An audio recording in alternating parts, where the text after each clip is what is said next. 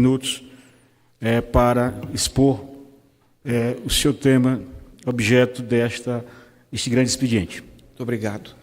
Senhor presidente, senhoras e senhores deputados, ao dirigir-me ao povo brasileiro, através de vossas excelências, trago para esta tribuna uma constatação preocupante e inconveniente. Em todo o país, 17,58% dos eleitores deixaram de votar no primeiro turno das eleições e 9,70% de eleitores foram às urnas e anularam o seu voto. Estamos falando de um total de 36.846.434 abstenções ou votos nulos no primeiro turno das eleições municipais. No segundo turno, este percentual subiu de 27,28% para 32,17%. São números que não podem ser desprezados.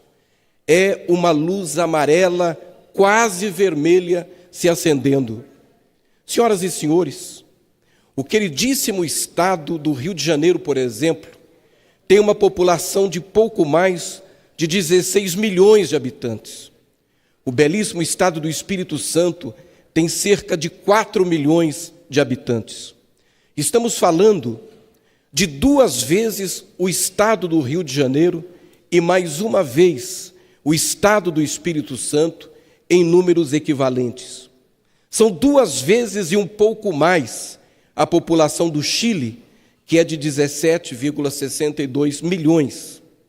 Uma vez a população do Peru, que é de 30,38 milhões, somada 2 vezes a população do Uruguai, que é de 3,4 milhões de habitantes. Ou quase, senhor presidente, uma Argentina, que é de 40 milhões de pessoas. Vejam, vossas excelências, são 36,846 milhões de abstenções e votos nulos.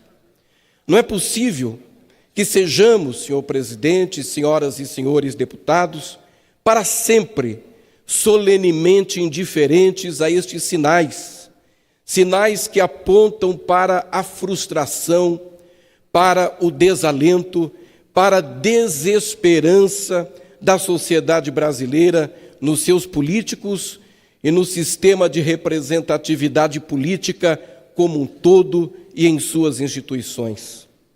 Não é sensato que, encastelados neste palácio e protegidos pelas suas redomas, pagas com os impostos dos cidadãos contribuintes, os membros deste parlamento não se interessem em procurar decodificar a mensagem colocada por diversas vezes com voz sussurrante, por diversas vezes com voz rouca, outras vezes com a sua voz poderosa na forma do brado de milhões de pessoas pelas nossas ruas e avenidas. Essa indiferença custará caro a este Congresso Nacional e, consequentemente, ao país. Então, qual é objetivamente a questão ou quais são as questões? O brasileiro trabalha 4 a 5 meses por ano para pagar a pesada, injusta e impiedosa carga tributária que o esmaga e não tem uma resposta para este sacrifício em forma de serviços públicos de qualidade, quanto mais serviços públicos de excelência na contrapartida. E não bastasse, senhor presidente, as lacunas que o Estado brasileiro deixa em relação a esta oferta pública de serviço, a cada dia os cidadãos desse país são sacudidos com as horrendas revelações que vêm das investigações nos casos de corrupção. Casos como, por exemplo, o que temos visto nos desdobramentos da Operação Lava Jato. E não apenas nesta operação. Ele, O cidadão brasileiro se sente otarizado, idiotizado, e isto, senhor presidente, é insustentável. Percebemos o peso desse sentimento nas ruas, nos aeroportos, nas esquinas, nos postos de combustível, nas padarias, no shopping center, nas praças, em toda parte. Esse sentimento que cresce de revolta a cada dia no coração do povo brasileiro. Os valores envolvidos nos esquemas de corrupção, que são quase sempre impressionantes, combinados com os nomes envolvidos, com a pesada carga tributária e a contrapartida ineficiente em forma de serviços públicos, na maioria das vezes, são componentes de formação deste presente ambiente desolador. E qual é a expectativa da sociedade brasileira em relação a este tema, em relação a este assunto, quando envolve esta casa, este parlamento, quando envolve o Congresso Nacional? A sociedade brasileira quer ver o parlamento atuando em sintonia consigo, atuando em seu benefício, cumprindo o seu papel, sintonizado com os seus anseios. A sociedade brasileira, senhoras e senhores deputados, quer passar o Brasil a limpo, quer que os envolvidos nos esquemas de corrupção sejam responsabilizados na forma da lei, façam o ressarcimento aos cofres públicos e paguem pelos seus crimes, respondam pelos seus malfeitos.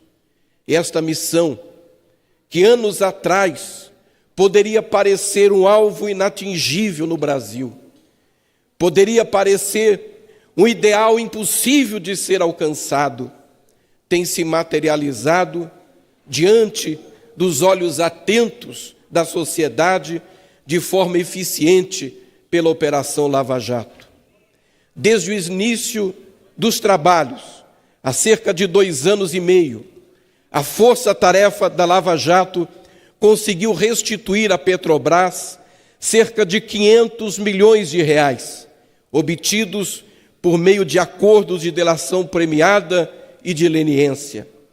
A última devolução foi realizada nesta última sexta-feira, no valor de 204 milhões de reais, a maior desde o início destas operações. No balanço de 2014, a estatal lançou 6,2 bilhões de reais como prejuízos causados pela corrupção. Que montante impressionante!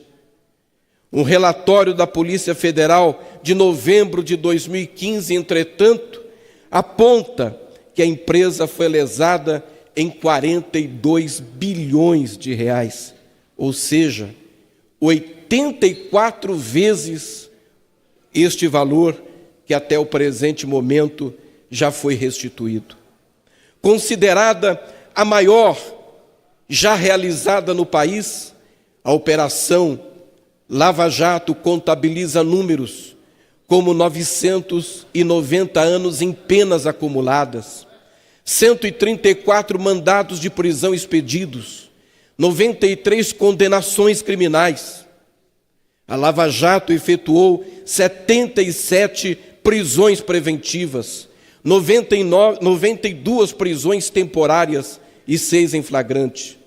Firmou 70 acordos de delação premiada e 6 de leniência no âmbito da primeira instância.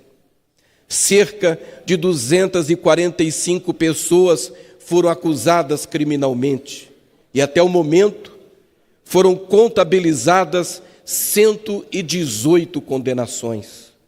No STJ e no STF foram abertos 81 inquéritos contra 364 investigados. Não há dúvidas, senhor presidente, senhoras e senhores deputados, de que se trata de um relevante serviço prestado à sociedade. Jamais Em toda a história, houve uma recuperação de ativos tão grande em nosso país.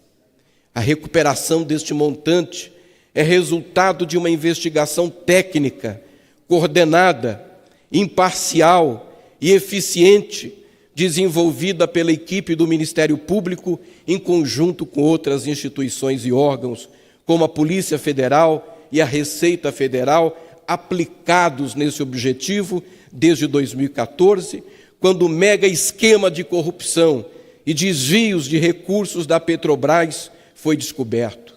E quero aqui dizer que apoio integralmente as investigações da Operação Lava Jato, apoio o trabalho realizado pelo juiz Sérgio Moro, da 13ª Vara Federal de Curitiba, e todas as ações do Ministério Público e da Polícia Federal no combate à corrupção em nosso país.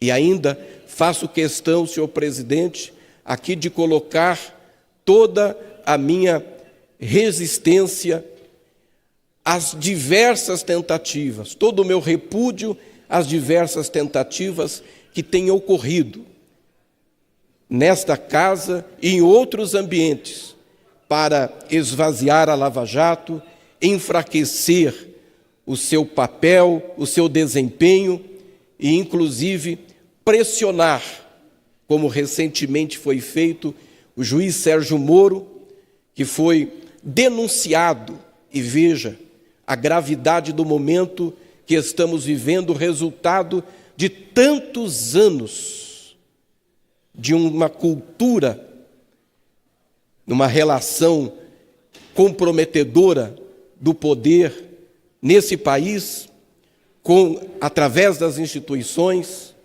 com recursos desviados, que deveriam ser recursos de todos, para o benefício de alguns. Nós tivemos aí recentemente réus acusando o juiz, querendo amordaçá-lo, querendo pressioná-lo, querendo constrangê-lo. Quero dizer aqui que repudio essas iniciativas e apoio absoluta e plenamente o trabalho desenvolvido pelo juiz Sérgio Moro e por estas instituições que nominei.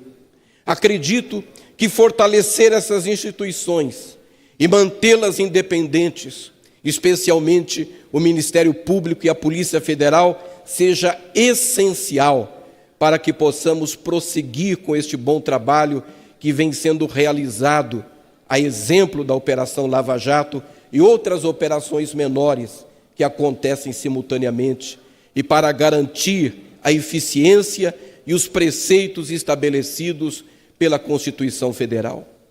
Na Lava Jato, a delação premiada vem sendo utilizada com a participação de delegados, procuradores e juízes. E esse trabalho uniforme entre as instituições apontou os graves ilícitos cometidos contra a Petrobras e levantou uma série de provas consistentes e contundentes. É uma parceria que resulta em benefícios jamais vistos em nosso país, para o presente e, sobretudo, para o futuro. Nobres pares, precisamos romper com esses grilhões da corrupção que prendem secularmente os tornozelos desta nação. Hoje, estamos na iminência de deliberar sobre o pacote das 10 medidas anticorrupção do Ministério Público Federal na comissão especial da Câmara dos Deputados que analisa a proposta. As 10 medidas contra a corrupção se tornaram 17 sob o relatório do deputado Onyx Lorenzoni, do DEM do Rio Grande do Sul. E logo estarão sendo apreciadas aqui neste plenário. E espero que o seja em voto aberto, nominal, para deixar claro para todo o Brasil o compromisso de cada um, de todos nós. Mais de 2 milhões de brasileiros assinaram apoiamento a essas medidas. E assim como toda a nação brasileira, estas pessoas que tomaram essa iniciativa querem viver num país mais justo, solidário, fraterno e definitivamente livre da corrupção. Eu apoio o projeto das 10 medidas contra a corrupção e faço parte, desde a legislatura passada, há 6 anos, da Frente Parlamentar de Combate à Corrupção. E desta frente já fui dirigente. O projeto de lei 2489 de 2011, que tipifica a corrupção como crime hediondo, é de minha iniciativa e de minha autoria, bem como outras propostas legislativas que pretendiam, quando as apresentei, e pretendem neste momento contribuir com o enriquecimento do debate e o enfrentamento e o enfraquecimento da corrupção no país. Temos que enfrentar a cultura da corrupção. E a cultura da corrupção, senhor presidente, é mais grave, é mais nociva e mais perigosa ainda do que o próprio ato da corrupção em si. Ela é secular, é crônica, é sistêmica, é sistemática. Ela atravessa gerações, está presente nos mais diversos segmentos da sociedade, é uma cultura a ser debelada. E não adianta apenas o combate à corrupção.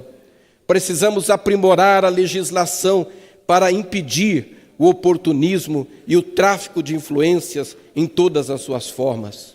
E aqui também faço questão de reiterar de público e nesta tribuna o meu apoio à iniciativa do brilhante senador do Partido Verde do Paraná, o senador Álvaro Dias, que propõe o fim do foro privilegiado, proposta esta, neste momento, sendo apreciada no Senado Federal.